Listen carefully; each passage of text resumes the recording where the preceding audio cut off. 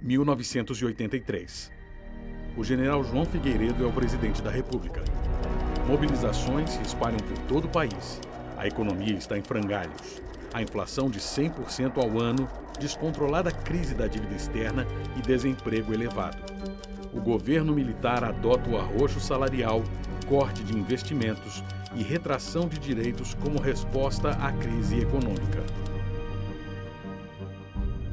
A superação da ditadura em nosso Brasil foi de intensa luta, de muita luta, porque a nossa ditadura foi muito violenta. É a ditadura, né? Então, ditadura, tudo era proibido, né? Reuniões eram proibidas. Então, mesmo uma reunião para reivindicar condições de trabalho era proibida. Então, nós, para atuarmos sindicalmente, tivemos que desenvolver formas de discussão, de organização, de participação que eram, se não completamente, pelo menos semi-clandestinas. Ao contrário das manifestações que tomaram conta de todas as ruas do Brasil, milhões se manifestaram nesse junho de 2013, tinha um objetivo concreto. Não era essa miríade de reivindicações, de cartolina aqui, né? Porque eu tinha um inimigo comum, que era a ditadura militar.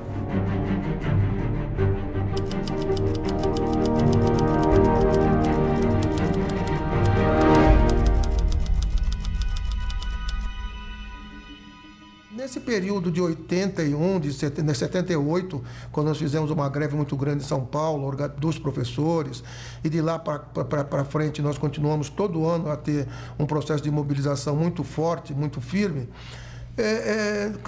já se articulava, né, a construção de uma central sindical que tivesse, por princípio, outros princípios. O que nós verificamos, em primeiro lugar, no regime ditatorial, é que nós não tínhamos uma organização nacional, embora as nossas reivindicações, as reivindicações dos trabalhadores, eram semelhantes de norte a sul do país. Em 1978, 1979, então, com os anos da ruptura da ditadura militar, os trabalhadores começavam a conversar um com o outro. Nós fizemos uma primeira greve em 79, que ela foi exitosa, não tanto economicamente, mas ela politicamente foi um passo enorme sob o ponto de vista de afirmação democrática e presença do magistério na luta contra a ditadura. Ponto.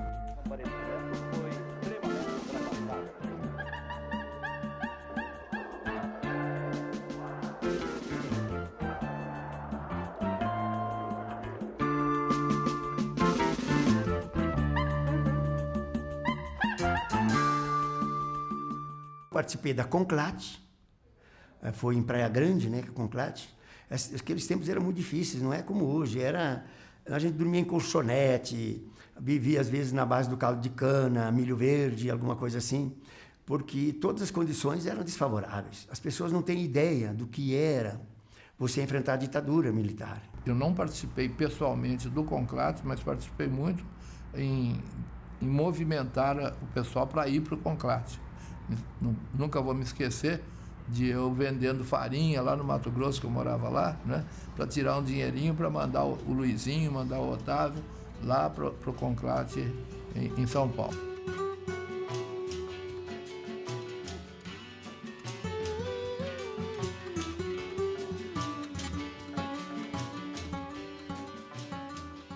Esse novo sindicalismo que foi surgindo foi nos impulsionando, foi nos mostrando esse caminho. Logo em 79 fizemos a primeira greve, muito inspirada na greve da Scania também, e logo os metalúrgicos de São Bernardo continuaram a fazer greve, a gente organizava fundo de greve, mesmo sendo de uma categoria de gente que ganhava muito pouco.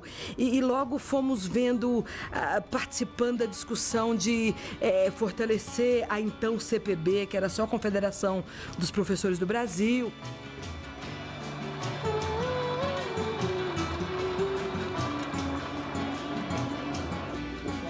Que atinge a maioria dos setores da vida social.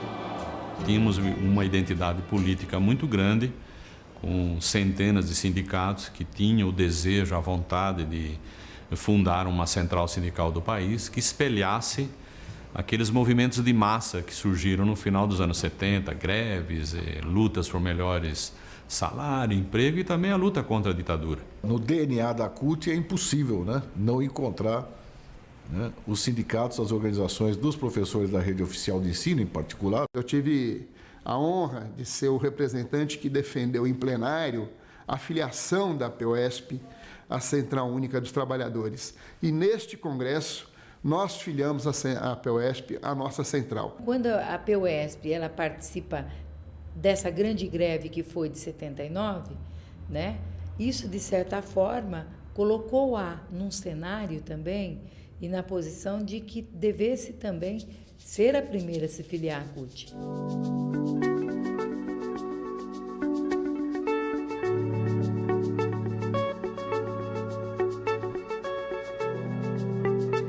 Se travou uma batalha muito grande dentro da então CPB para que a gente conseguisse filiar a CUT. Foram precisos vários congressos, não é?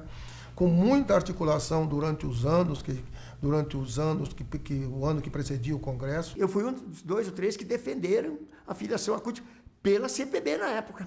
E filiamos a CUT, porque isso vinha um ponto recorrente nos congressos. CPB, então, era a Confederação dos Professores do Brasil. Só filiava professores. Depois que, na maioria do Brasil, várias entidades começaram a filiar também os trabalhadores, os funcionários das escolas, né? Os funcionários administrativos, enfim, todos os funcionários. E, a partir daí, quando esses sindicatos que começam a filiar não só professores, mas também o conjunto dos trabalhadores na educação, houve essa transição da CPB para CNTE.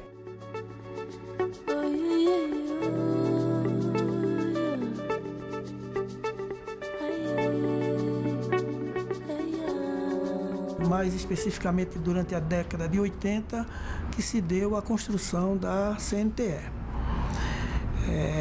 Os sindicatos passaram por um processo de unificação que anteriormente contemplava apenas professores e passou também a contemplar funcionários de escola, se caracterizando como uma entidade representativa de trabalhadores em educação e não só de professores. Então, por isso é trabalhadores em educação, não professores, como era a CPB.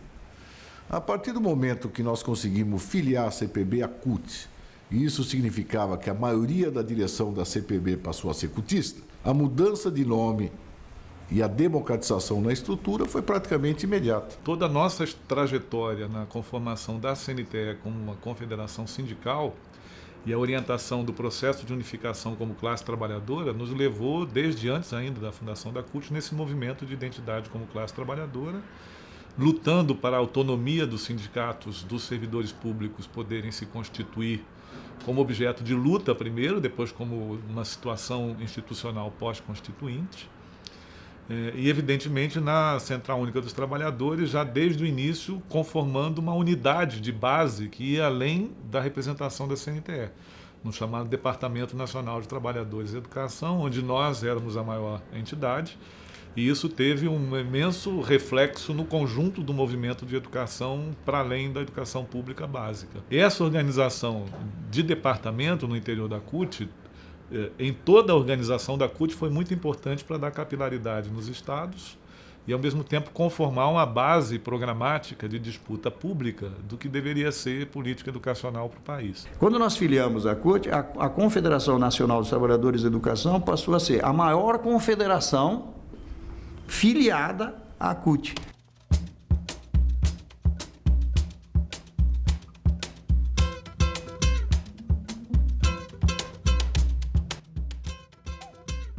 A importância da CUT para a CNTE é muito grande, porque a CUT expressa aquilo que é o sentimento de toda a classe trabalhadora brasileira. A CNTE representa a educação brasileira do que refere às relações de trabalho, e a CNTE representa as suas entidades, que tem entidade com muita força, nos seus estados. A CNTE contribuiu muito com a CUT, levando a CUT à sua estruturação, ajudando a CUT na sua estruturação. Mas a CNTE contribuiu muito com a CUT também, com digamos assim, o espelho, a experiência de democracia interna nas suas organizações. A CNTE ela se transformou numa das grandes confederações da CUT, é a confederação que tem o maior número de filiados no interior da nossa central sindical. É uma confederação que professa um sindicalismo de luta, democrático e de base.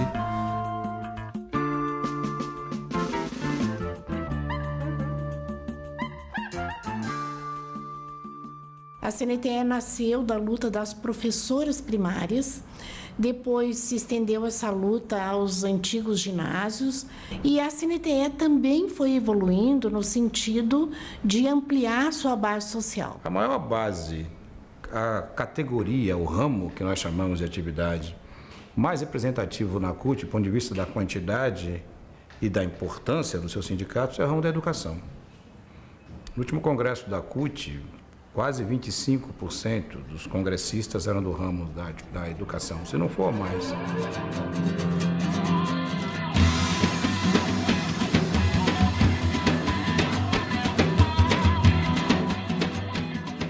Nós chegamos a ter, digamos, até um pouco de conflito físico. Não chegou a ter tapa, não foi tão assim, mas alguns chutinhos de canela teve. O pessoal, na plenária de filiação da CNTE à CUT em Brasília, eles nos levaram de forma, vamos dizer, ao esgotamento físico, com plenárias de 18, de 15, 19. Tivemos de dormir em plenário para garantir a plenária aberta. Eu lembro que o debate foi tão intenso que eu votei às 5 horas da manhã. Isto é, nós passamos toda a noite votando, alguns de nós votamos às 5 horas da manhã, para às 7 horas termos o resultado da filiação da CNTE, a Central Única dos Trabalhadores. Não tinha nenhum carro para fazer a mobilização, para fazer uma viagem, etc. Então você viajava de ônibus para o interior. Também não tinha hotel, né, porque não tinha dinheiro para pagar o hotel, então ficava na casa do companheiro lá no interior. Então isso era como se fosse um sacrifício que para nós valia a pena. Nós acreditávamos e conseguimos.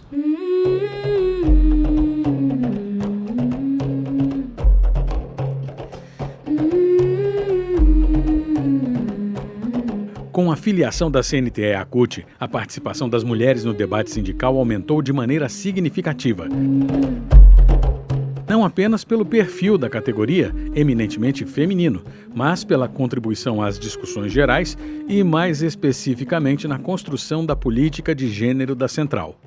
Minha história com a CUT é de profundo envolvimento. Eu acho que é um dos projetos que mais me apaixonou na minha vida inteira. Eu participei de tudo que diz respeito à fundação, tanto da CUT Nacional quanto da CUT DF, né? E o meu contato com os trabalhadores de outras categorias nos conclates foi uma das coisas que mais me emocionou na minha vida inteira. Ao longo do processo, nós mulheres enfrentamos e superamos muitas barreiras. E a presença de tantas mulheres presidentas de CUTs estaduais é uma demonstração de uma caminhada vitoriosa que foi feita, né? Somos nós hoje fruto de um processo de luta e de construção que muitas outras companheiras fizeram antes da gente. Nós queremos participar, mas participar também dos cargos de poder, de decisão, de importância, de relevância, não apenas dentro da central, mas em todos os cenários, em todos os campos de atuação. Não basta dizer que nós temos direitos, mas ao mesmo tempo nós não participarmos também, né, desse direito mesmo de ser a gestora, administradora também, né, e ser a grande coordenadora de uma central que é muito importante, que é a Central Única dos Trabalhadores. A gente às vezes tem que ser mais valente que os homens para poder ser recebido, para poder aceitar propostas que a gente venha encaminhar.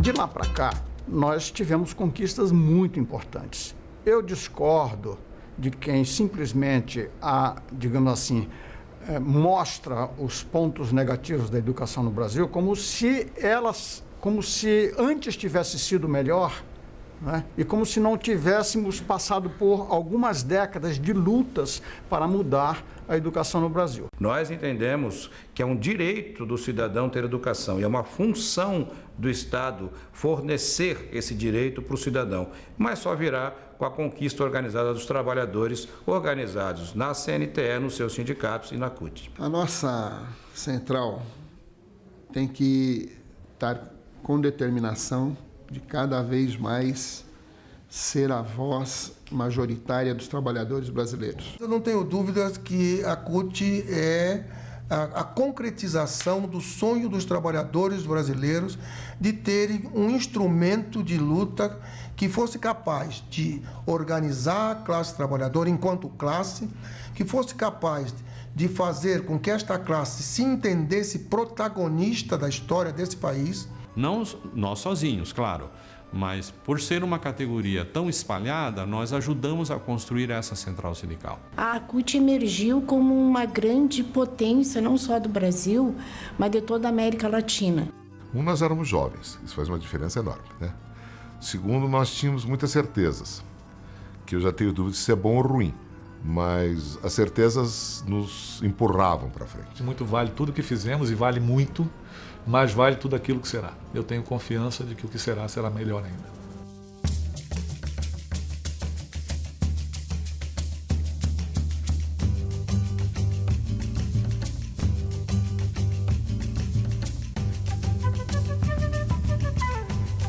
No dia que meu filho nasceu, estávamos acampados em frente ao Palácio do Governo. Nós estávamos em greve. Às 3 horas me ligaram dizendo que meu filho ia nascer. E eu corri para o hospital e deu tempo de abraçá-lo, né? Primeira reunião da executiva da CUT, 24 homens e eu. Palavrão para todo lado. Aí estava lá todo mundo falando seus palavrões. E já era uma questão de ordem. O que foi, Rose? Falei, olha, essa central representa homens e mulheres.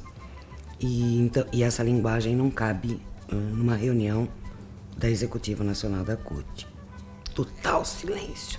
Dali a pouco já falou assim, eu acho que a Rose tem razão, essa linguagem não vai ser mais admitida aqui. E a maioria das mulheres da assessoria era composta de mulher. Aí eu recebia bilhetinho assim, parabéns, que coragem. Apareceu na CUT uma mulher loira, oxigenada, Nelly, e contou pra gente uma história trágica, que ela era prostituta e que tinha policial, grupo de extermínio de prostituta, michê, travesti, congêneres.